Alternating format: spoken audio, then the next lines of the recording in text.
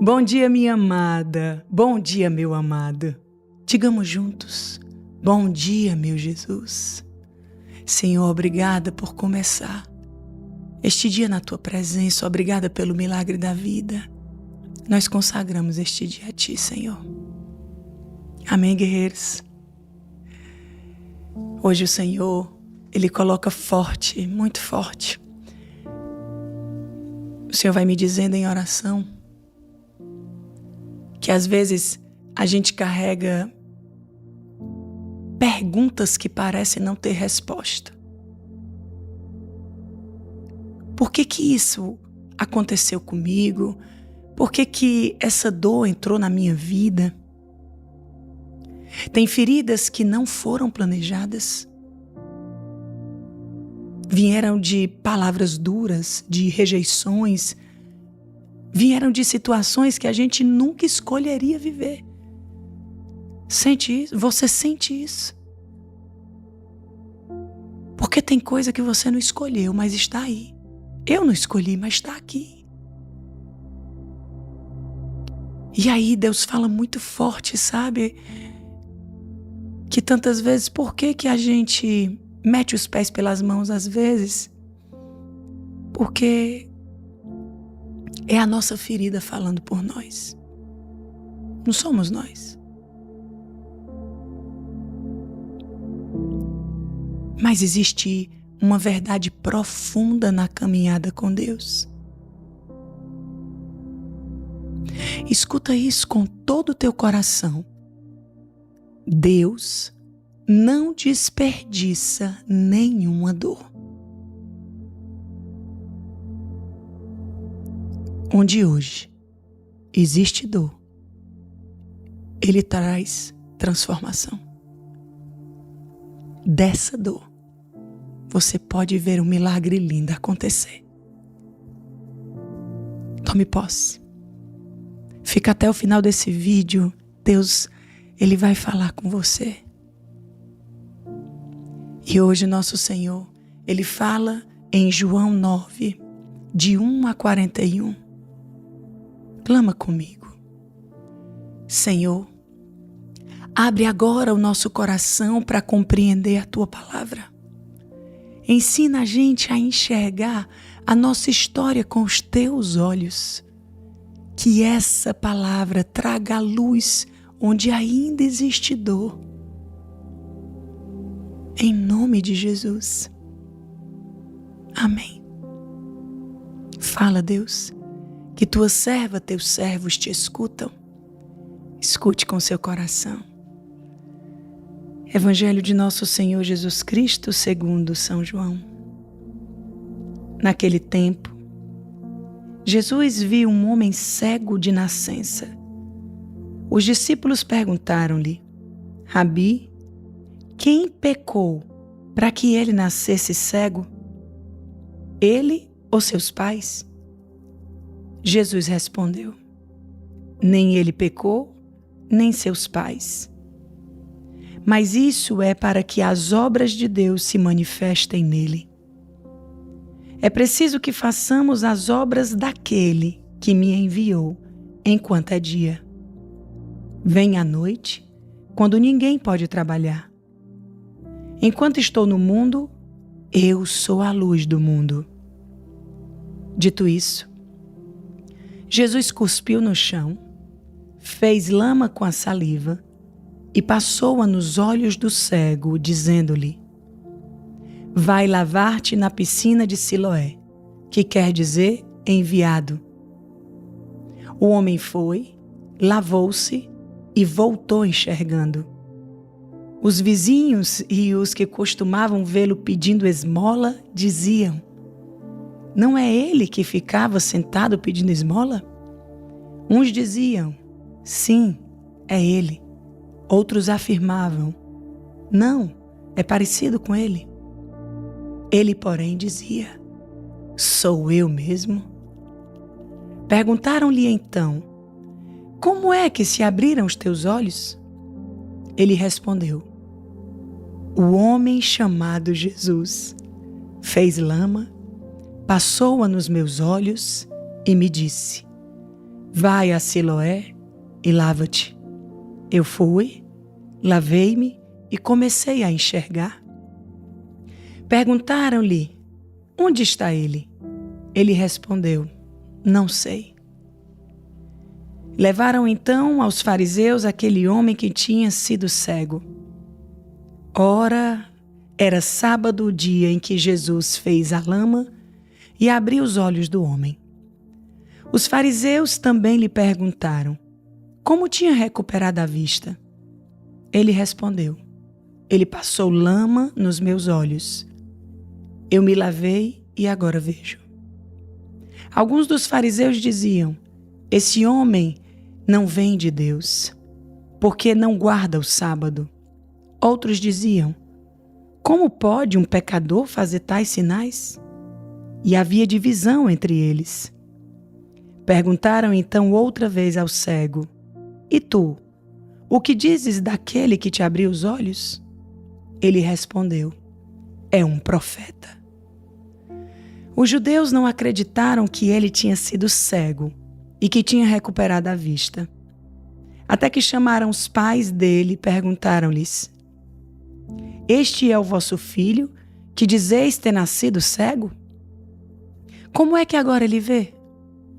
Os pais responderam, sabemos que este é o nosso filho e que nasceu cego. Como agora ele vê, não sabemos. Nem sabemos quem lhe abriu os olhos. Perguntai a ele, já tem idade, pode falar por si mesmo. Os pais disseram isso porque tinham medo dos judeus. Chamaram outra vez o homem que tinha sido cego e disseram-lhe, dá glória a Deus? Nós sabemos que esse homem é um pecador. Ele respondeu, se ele é pecador, eu não sei. Uma coisa eu sei, eu era cego e agora vejo. Perguntaram-lhe de novo, o que ele te fez? Como te abriu os olhos? Ele respondeu, já vos disse e não ouvistes. Por que quereis ouvir de novo? Quereis também vós tornar-vos discípulos dele? Então insultaram-no e disseram, tu és discípulo desse homem? Nós somos discípulos de Moisés. O homem respondeu, isso é estranho. Vós não sabeis de onde ele é, e no entanto, ele me abriu os olhos. Sabemos que Deus não escuta pecadores, mas escuta aquele que o honra e faz a sua vontade. Nunca se ouviu dizer que alguém tenha aberto os olhos de um cego de nascença. Se esse homem não viesse de Deus, não poderia fazer nada. Eles responderam-lhe, tu nasceste todo em pecado e queres ensinar-nos? E expulsaram-no. Jesus soube que o tinham expulsado. Encontrando-o, perguntou-lhe, tu crês no Filho do Homem? Ele respondeu, quem é, Senhor, para que eu creia nele? Jesus disse, tu o estás vendo. Oh, glória! É aquele que está falando contigo. Ele exclamou, eu creio, Senhor. E prostrou-se diante dele. Jesus disse então, eu vim a este mundo para um julgamento, para que os que não veem, vejam, e os que veem se tornem cegos. Alguns fariseus que estavam com ele ouviram isso e disseram-lhe, porventura nós também somos cegos? Jesus respondeu, se fosseis cegos, não teríeis pecado, mas como dizes, nós vemos, o vosso pecado permanece. Eis a palavra da salvação, glória a vós, Senhor. Minha gente, como isso é forte. Obrigada, Senhor, pela Tua palavra que nunca volta vazia. Que vem às nossas almas e cumpre o que Tu queres. Não sei se você observou direito esse final. Como vós dizeis, nós vemos. Então o vosso pecado permanece. Só é pecado depois que você sabe que aquilo é pecado e comete.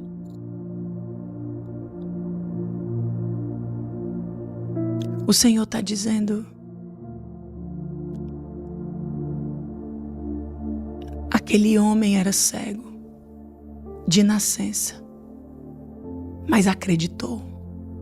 É isso que o Senhor confirma na minha alma agora. Ele não via com os olhos do corpo, mas então enxergava melhor, muito melhor do que tantos de nós, porque enxergava com a alma. E quantos de nós enxergamos com o corpo, mas estamos cegos? Porque sem fé é impossível agradar a Deus. A pior cegueira é essa. É não confiar em Deus. A pergunta dos discípulos é a mesma que muita gente faz hoje. Como nós ouvimos aqui no Evangelho, eles perguntam: quem errou, Senhor? De quem é a culpa para ele ter nascido assim? Mas Jesus muda completamente essa lógica. Ele diz: não é culpa, é propósito. Presta bem atenção na história de José do Egito. Meu Deus, eu amo os personagens bíblicos. Como nos ensinam. José do Egito, ele foi traído pelos próprios irmãos, vendido como escravo, acusado injustamente. Ele foi colocado numa prisão. Tudo parecia injustiça, tudo parecia perda. Mas anos depois, quando Deus transformou aquela história, José disse algo impressionante. O mal que vocês fizeram contra mim, Deus transformou em bem. Gente, isso é forte demais. Porque podem ter feito até algum mal a você, mas Deus sempre é capaz em transformar este mal em bênção. Nós só não podemos parar no mal. Quem repara esse mal? Deus. A palavra confirma isso em Romanos 8:28. Tudo coopera para o bem daqueles que amam a Deus. Aquilo que te feriu não foi o fim da tua história. Pode ser exatamente o lugar onde Deus vai revelar algo novo. Olha isso. A ferida não te define. Ela pode se tornar testemunho. E se você ama a Deus, tudo vai concorrer para o teu bem. Não é para revidar o mal. Não, escuta o que o Senhor disse. Não é para parar no mal. Não, porque Ele vai transformar esse mal em bênção. Mas exatamente no lugar da tua desonra, o Senhor vai te honrar. No lugar onde você mais foi humilhado e foi ferido, exatamente aí nesse lugar, o Senhor te fará a vitória. Basta que você deixe Ele abrir os teus olhos, como fez com o cego. Confie e viva o teu propósito de vida hoje, com toda confiança no Senhor. O seu propósito, o nosso neste dia, Não esconda a tua dor. Não. Lembra, o Senhor sabe tudo. Ele quer que, assim como esse cego, você possa dizer: cura-me, Senhor. Me faz enxergar. Então apresente a Jesus. Entregue a Ele aquilo que ainda te machuca. Essa dor, essa angústia que todo dia vai te impedindo de avançar. Esse machucado que nunca foi fechado, porque você nunca entregou a Jesus de verdade, para então Ele curar. Deixa Deus usar até o que te feriu. Corre para a Capela do Santíssimo. Entra, adora Jesus Eucarístico vivo. Jesus vivo no altar. E diz: Senhor, está aqui. Eu te entrego. E Ele transformará tudo. Comece orando, diga, pedindo a Ele agora: Jesus, entra nas áreas da minha vida que ainda doem. Oh, Senhor, eu abro. Senhor, eu me abro com o meu livre-arbítrio para te pedir: toca. Toca nas feridas que eu carrego e transforma toda dor em cura, toda escuridão em luz, toda maldição em bênção. Usa minha história para revelar o teu amor e o teu propósito, para que eu possa ser um testemunho teu, dizendo: olha de onde Deus me tirou e onde Ele me trouxe. Senhor, tu és fiel. Eu tomo posse, eu confio em ti. Em nome de Jesus. Amém. E você vai declarar assim: olha quem eu era e olha quem eu sou em Cristo Jesus. Olha a tua história. Leve essa graça a todos, sem distinção. Todos precisam do toque de Jesus. Faça isso agora. Deixa o seu like e vem rezar com a gente ao vivo no nosso grupo de oração Exército de Deus, meio-dia, aqui. E a nossa frase de hoje: Deus transforma dor em propósito. Escreve aí nos comentários. Eita, Deus fiel. Nós continuaremos reunidos na graça do Deus que é Pai, Filho e Espírito Santo. Amém. Deixa ecoar essa frase o dia inteiro. Deus transforma dor em propósito.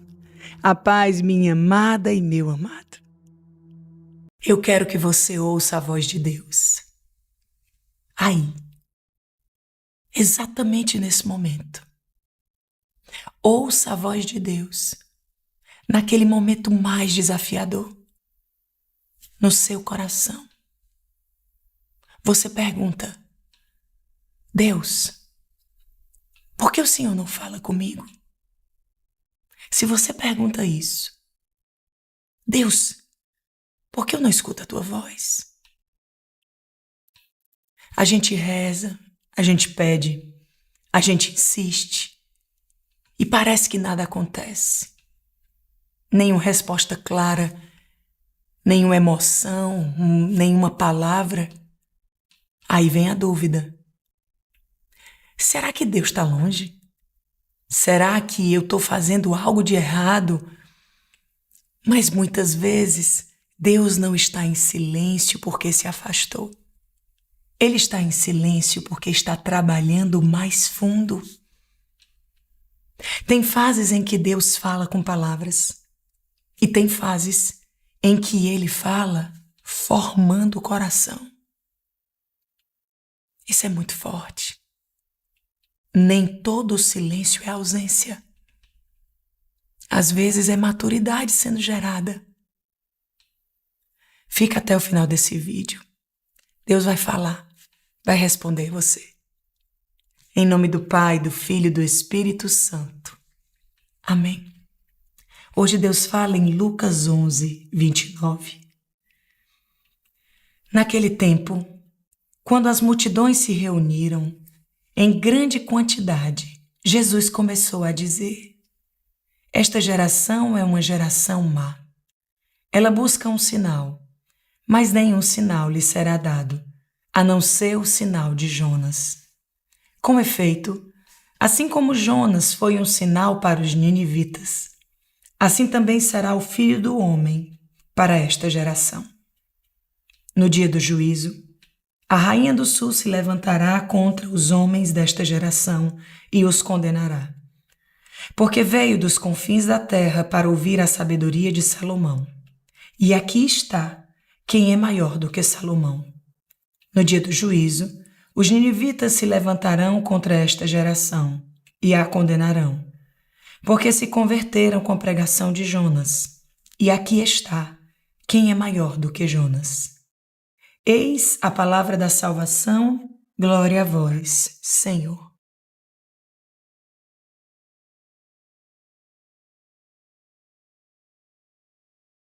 Ei, Deus não se cala por falta de amor.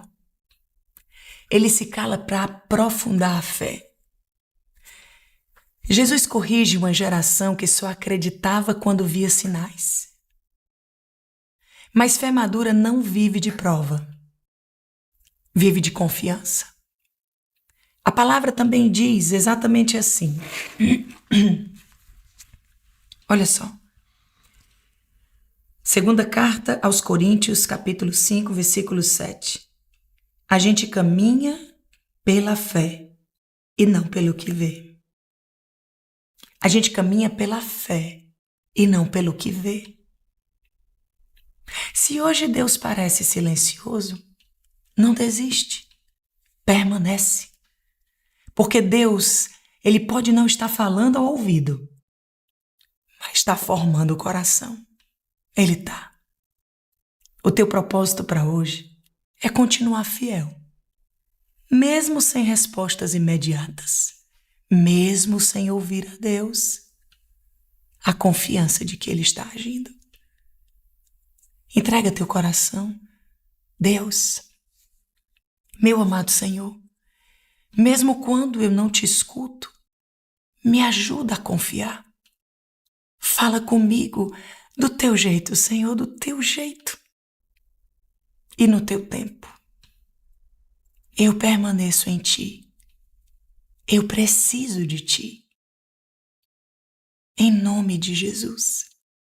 Amém. Toma posse. Compartilhe a palavra com alguém. Deixe o seu like e vem rezar comigo no grupo de oração Exército de Deus, meio-dia aqui, de segunda a sábado, no Retiro Quaresmal. Esse tempo profundo de cura. Vem. E a frase de hoje, para você declarar com fé, mesmo no silêncio, Deus está agindo. Escreve aí nos comentários. Em nome do Pai, do Filho e do Espírito Santo. Amém. Deus abençoe você. A paz, minha amada e meu amado.